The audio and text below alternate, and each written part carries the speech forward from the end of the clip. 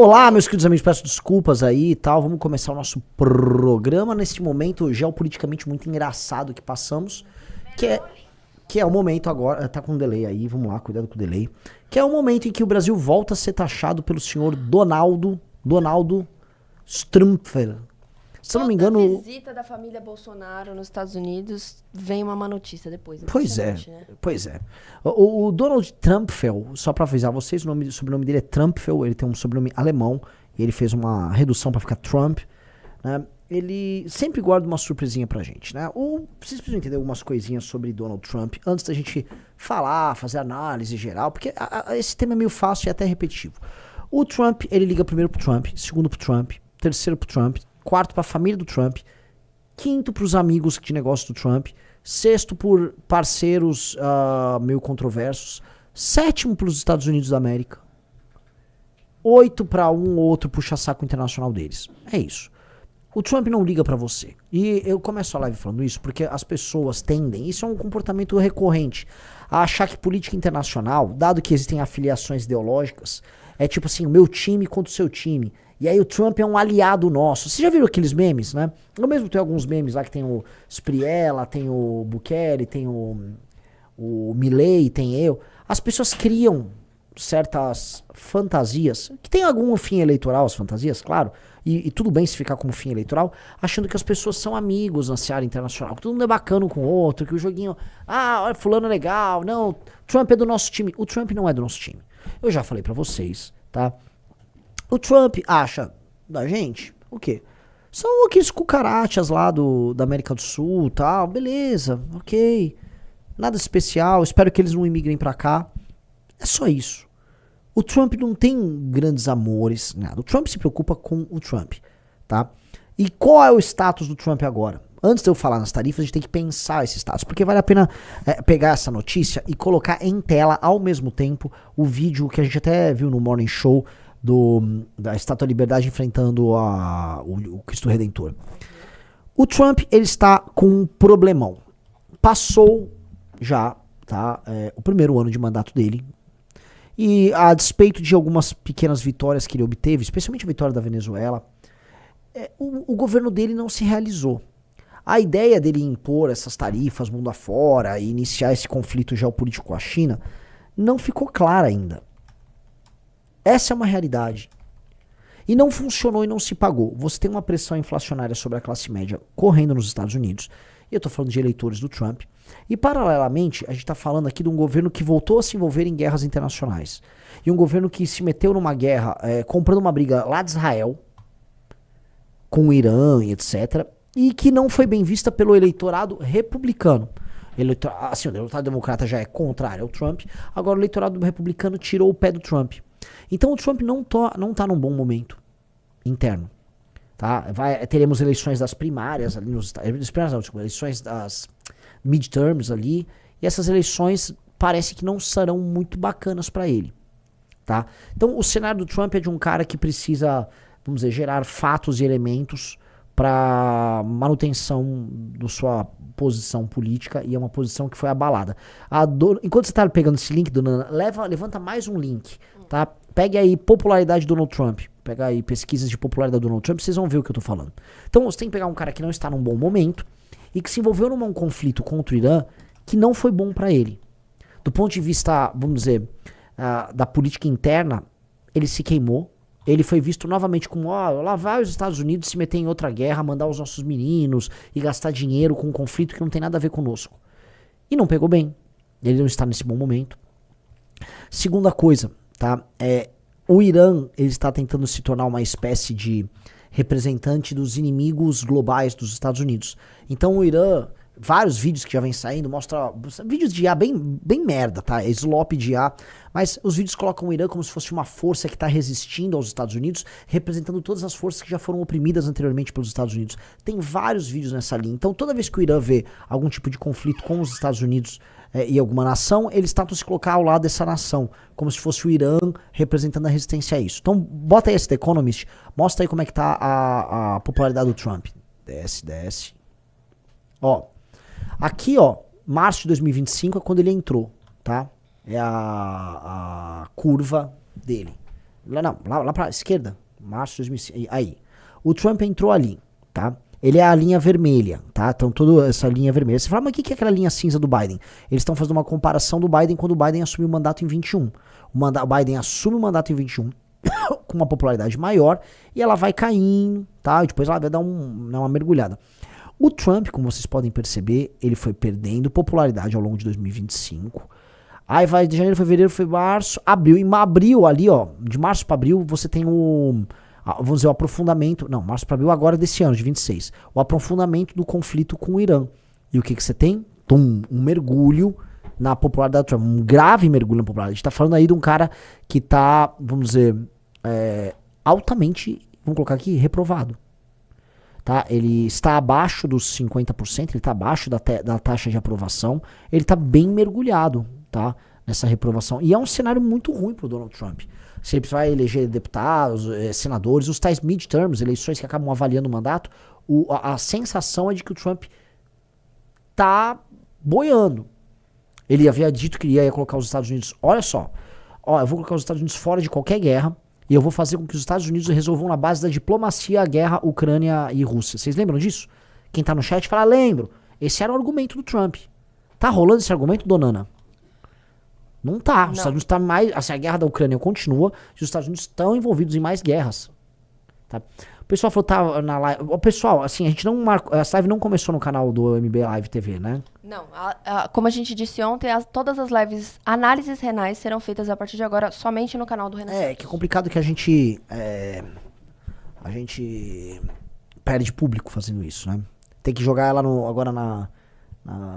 E a gente, juridicamente falando, não pode começar lá no canal vermelho e depois jogar pra cá. Puta então, saco. a partir de agora, já estejam avisados e comuniquem a todos. Ok. Então, assim, esse gráfico aqui, temos aqui o cenário de Donald Trump. Paralelamente, Donald Trump ele tá sendo muito pressionado. Isso é uma coisa que vem lá do governo Obama com a questão das terras raras, tá? Desculpa, eu tenho que fazer um preâmbulo, mas esse preâmbulo é importante. Os Estados Unidos, eles eram os maiores produtores mundiais das tais terras raras. Produtores não, eles eram os maiores mineradores e tinham a tecnologia do processamento caríssimo e altamente poluente. A empresa americana que cuidava disso, uma empresa que ficava lá na Califórnia, ela vai quebrando e a China vai comprando ativos nessa área e desde os anos 80 a China investe num programa nacional de terras raras. A China começa a investir nos anos 80, tem uma frase muito famosa do Deng Xiaoping, que fala o seguinte, olha, as terras raras serão para a China o que o petróleo é para a Arábia Saudita. E ele começa a montar, já dos anos 80 para os anos 90, uma cadeia complexa envolvendo terras raras na China. Tudo isso porque a China tem muita terra rara, e a China também não tem, vamos dizer, grandes leis ambientais que impedem eles de fazer um tratamento e o processamento das terras raras que polui demais. Então, China se encaminha para isso. No governo do Obama, você já começa a ter, né, esse mal-estar com o fato da China ter a produção desses minérios e dos Estados Unidos depender deles. E aí, quando os Estados Unidos vão para uma guerra tarifária com a China avisa, eu vou tarifar então a terra rara. Se tarifou terra rara, e na verdade os ímãs, semicondutores, todos os produtos oriundos dessa produção e processamento das terras raras, a indústria de alta tecnologia da China, dos Estados Unidos acaba. Há pânico em geral nos Estados Unidos e a gestão Trump precisa procurar parceiros para isso, tá? Então o contexto, eu preciso colocar o contexto americano dentro desse prisma, tá? Estamos falando disso que a gente quer fazer uma análise séria sobre esse tema. Então, vocês têm um contexto aqui na mesa. Segundo ponto que é importante a gente colocar na nossa análise. Relação dos Estados Unidos com a América Latina. Todo mundo sabe, eu já comentei em live, o Orlando já escreveu muito, a gente tem uma revista Valete dedicada a isso, aquela que os Estados Unidos estão com a perna toda arreganhada, né, do lado de um chicano e de um brasileiro. Os Estados Unidos, eles entendem que numa guerra com a China, a América Latina é uma reserva de valor. É uma reserva de valor porque ela tem recursos minerais, recursos geopolíticos estratégicos. Por exemplo, a área dela, a área de passagem entre o Ocidente e o Oriente, o Canal do Panamá é um exemplo. Recursos naturais que vão da Groenlândia até a Patagônia. Posição no globo para você posicionar armas e exércitos. Um exemplo é a Groenlândia. A Groenlândia, como está no topo, você pode atirar um míssil que sai da Groenlândia e chega na Rússia. Você tem várias vantagens aqui no continente americano, que é vista como uma reserva por parte dos Estados Unidos. E os Estados Unidos começaram a fazer a sua opção de gestão nessa reserva. Coloca o Marco Rubio como secretário de Estado. E eles começam a interferir. Ah, eu vou tomar a Groenlândia, não, Panamá é meu, não, invade a Venezuela, não, vou resolver Cuba. E aí estão interferindo, inclusive no Brasil. O Brasil, que é um aliado na América Latina, geopolítico durante o governo Lula, da China. Então, coloque todos esses elementos aqui, dentro deste contexto geral, tá? Aqui no Brasil, ele tem um aliado político que ele considera um aliado leal e devotado a ele, que são os Bolsonaro. Coloque na mesa também o fato do Joesley Batista, o maior produtor de proteína animal do mundo, ser hoje um doador do Trump e um parceiro de negócios do trumpismo lá em Mar-a-Lago. Coloque as interferências eleitorais que eles querem fazer no Brasil e o interesse, vamos dizer, descarado que eles têm sobre as terras raras.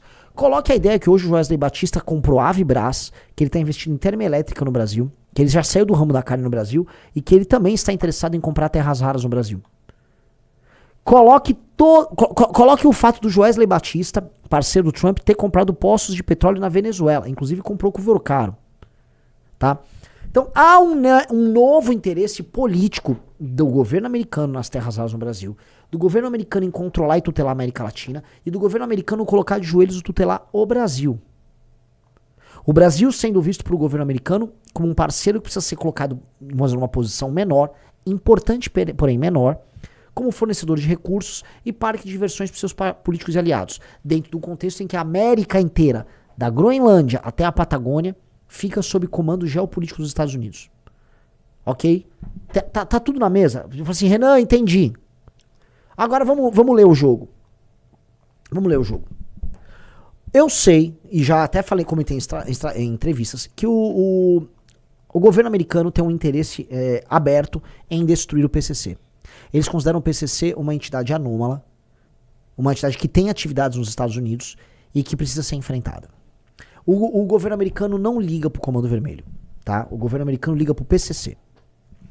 Isso eu tenho informações pessoais. Eu sei disso, já conversei com americanos importantes, gente de governo que coloca uma preocupação bem especial no PCC. Eu sei desse elemento, tá? E do outro lado, eu também sei que o Donald Trump está numa relação, num jogo complicado, mas positivo com o Lula. Tá? Então há um jogo complicado, entretanto positivo, com o Luiz Inácio Lula da Silva, em que o Lula é um parceiro que cede, mas que joga junto, que se pressiona, e o Lula pode ceder e intenciona ceder nas terras raras. O Lula não é mais aquele parceiro preferencial da China aqui. Na verdade, nem a China mais vê o Brasil nesse cenário. Então o Lula, ele tá tendo que jogar o jogo dos Estados Unidos. Então não é que o Trump tenha assim um grave problema com o Lula. Lógico que ele gostaria de ver um agente ainda mais submisso que o Lula ocupando a presidência do Brasil agora, que seria o Flávio. O governo Trump adoraria ver o Flávio, porque o Flávio seria basicamente um puxa-saco dele comandando a segunda nação mais importante do continente inteiro. Capite? O Lula é submisso, porque tem que ser em alguma medida, porque o Brasil é um país frágil. O Brasil ele não fez nada de lição de casa em termos de soberania. O Lula é uma piada. O Flávio é literalmente um enviado do governo Trump para administrar o Brasil. Vou repetir, o Flávio é um enviado do governo Trump para administrar o Brasil. O Flávio representa o que há de pior na política do Rio de Janeiro, somado ao interesse do governo Trump aqui. Não há nada mais entreguista do que colocar Flávio Bolsonaro na presidência da República. Ok? O Flávio só é candidato, eu já cantei essa bola em outubro ou novembro, porque o Joesley Batista assim o decidiu com o Lula e com o Trump. Lá no fim do ano passado, tira o Tarcísio, é bom pro Lula que não seja o Tarcísio, bota o Flávio perde pro Lula. O Flávio mantém a aliança e a boa relação que ele tem com a família Trump e deixa o Lula ganhar. Todo mundo saía ganhando com esse acordo e todo mundo saiu ganhando com esse acordo. O Flávio Bolsonaro, nesse sentido, seria um títere dele. Então o Trump tem uma relação dúbia. A relação pra eles, eu vou colocar aqui, é dúbia. Então o Trump, ele solta ali, né? Vou transformar o PCC, o Comando Vermelho, em entidades terroristas, não sei o quê, e terroristas internacionais, porque isso tem um efeito em solo americano também. Aí o Lula vai lá e se adapta, vamos ter que fazer acordo de cooperação com a CIA, papapi, papapá. O ministro da Fazenda do Lula já falando em cooperação com o governo americano e tal. E aí o Flávio vai tirar uma foto, né? E aí eles fazem, né? Vamos colocar aqui um joguinho de cena muito bacana. A fotinho tava ali pro Flávio, mas é uma fotinho cada vez mais constrangida. E aqui é um outro ponto que eu queria colocar pra vocês. Formalmente, o presidente da República, americano, o Trump, não pode declarar apoio ao Flávio. Aquela foto foi uma bela de uma forçação de barra. Porque do ponto de vista diplomático, aquilo seria um incidente diplomático se fosse tratado como uma declaração de apoio. Tanto que o governo Lula e a imprensa entram em contato com o governo americano, e o governo americano deixa muito claro, deixa expresso que o Flávio não teve nenhum tipo de atuação nesse caso. Ok, capite, todo mundo compreendeu?